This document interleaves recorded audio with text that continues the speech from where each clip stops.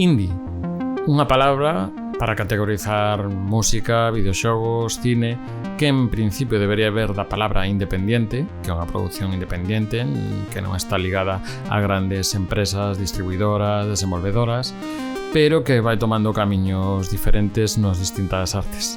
Na música, pois é o pop rock alternativo, e en videoxogos, a día de hoxe, xa case calquera cousa que non sexa un AAA, ou sexa que non sexa un mundo aberto, ou un xogo de Nintendo. No campo videoxogos, a min a palabra indie transmíteme eses xogos que intentan buscar fusionar ou darlle volta a xéneros ou contar historias que igual non sempre se tocan neses títulos máis grandilocuentes ou que son revisión dos clásicos, cando buscan algo máis. Saúdos de Iago Gordillo, isto é Un día un xogo. Hoxe contamos coa nosa compañera de Recuncho Gamer Podcast, Rita, que tal moi boas? Hola, Iago. Algúna vez te preguntaches cantas veces realmente disparan a súa arma os detectives nas novelas negras? Pois creo que pouquiño, non? Non tantas como nos xogos, verdade? Pois hoxe vouche falar dun xogo que rompe esa norma. E, por fin, un dos videoxogos que máis me impresionaron e máis marcaron a comunidade do rol nos últimos anos. Trátase do Disco Elysium.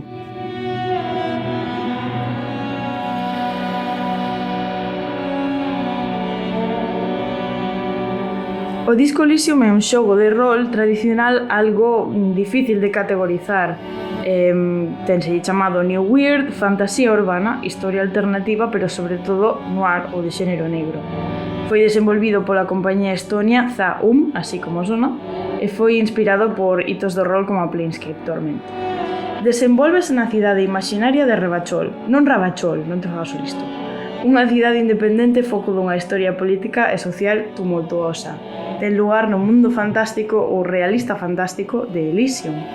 A súa historia política, social e religiosa é super detallada e aséntanse no xogo de forma moi natural.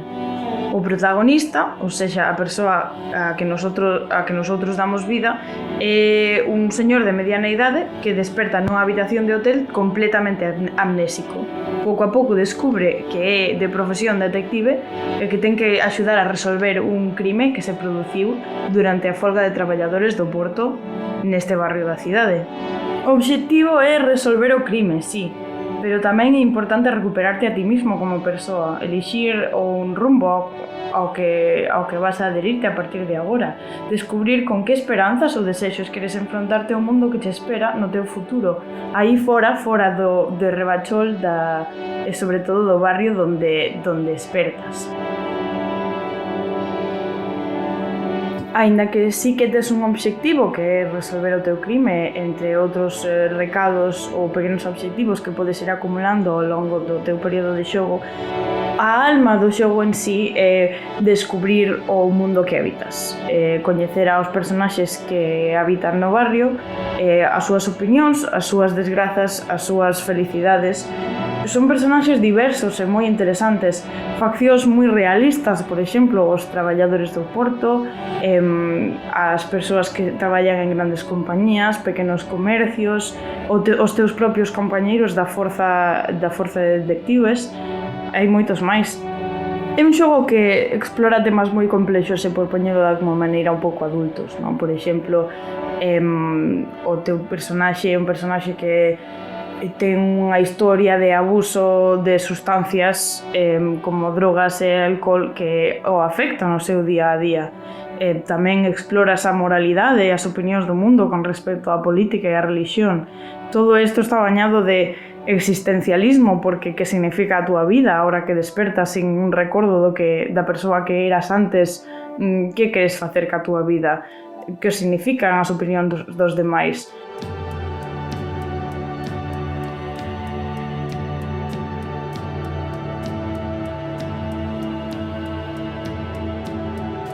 Entre todas estas personaxes destaca o teu compañeiro, Kim Kitsuragi. Kim é outro detective de un precinto distinto que vai axudarte a resolver o crimen. como protagonista, Harry, o que desperta con amnesia e non recorda nada, que nin siquiera recorda o seu propio nome ao principio do xogo, como protagonista está un pouco perdidiño da vida, pois Kim convírtese no teu compás profesional. E lo que fai é sempre recordarche en que consiste ser un detective.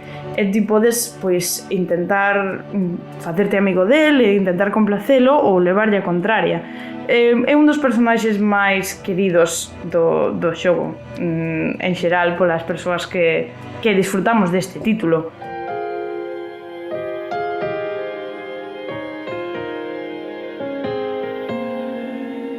A nivel de gameplay é un xogo de rol que prácticamente non ten combate. O xogo en sí, as mecánicas desenvolvense a través de diálogos, árbores de diálogos e, sobre todo, test de habilidade ou skill checks.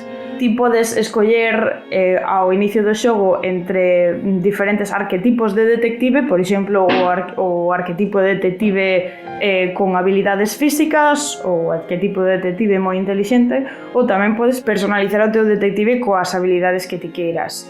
Hai 4 categorías principales de habilidades no xogo: físicas, motoras, de destreza, psíquicas, do tipo psicolóxicas, diríamos, e máis de intelixencia, puramente lóxica e este tipo de habilidades. Cada unha destas categorías ten as súas competencias, as súas pequenas habilidades, e o máis particular de Disco Elysium, unha cousa que é bastante salientable, é que todas estas competencias, que en total son 24, fálanche durante o gameplay. Maniféstanse como voces na túa cabeza. Ti eres como protagonista, estás falando con un señor, tes unha guía a túa competencia de lógica que vai che dicir algo ao respecto, vai a facer a súa opinión notarse. Isto notase moito en certas habilidades como, por exemplo, electroquímica, que sendo o teu personaxe como é un adicto, porque é un adicto, sin que ninguén a chamara para dicirche que deberías comprar ese paquete de cigarrillos ou deberías comprar esa botella de whisky, unha copiña máis. Eso non lle fai mal a ninguén. Por suposto, ti non tens que facerlles caso aos teus impulsos. Eres moi libre de negarte a seguilos ou de non facerlles caso aos seus consellos, incluso cando teñen razón. Existe tamén unha mecánica chamada a alacena dos pensamentos. A medida que vas xogando o xogo, interactuando co mundo e, sobre todo, falando con xente, vas a descubrir opinións e formas de pensar, filosofías que nunca antes imaginaras ou que imaginaras pero que esqueceras porque estás amnésico. Podes meter estas ideas na túa alacena de pensamentos, entre comillas, e procesalas, e estos pensamentos podenche dar bonuses ou podenche afectar negativamente. É unha maneira de interactuar co mundo.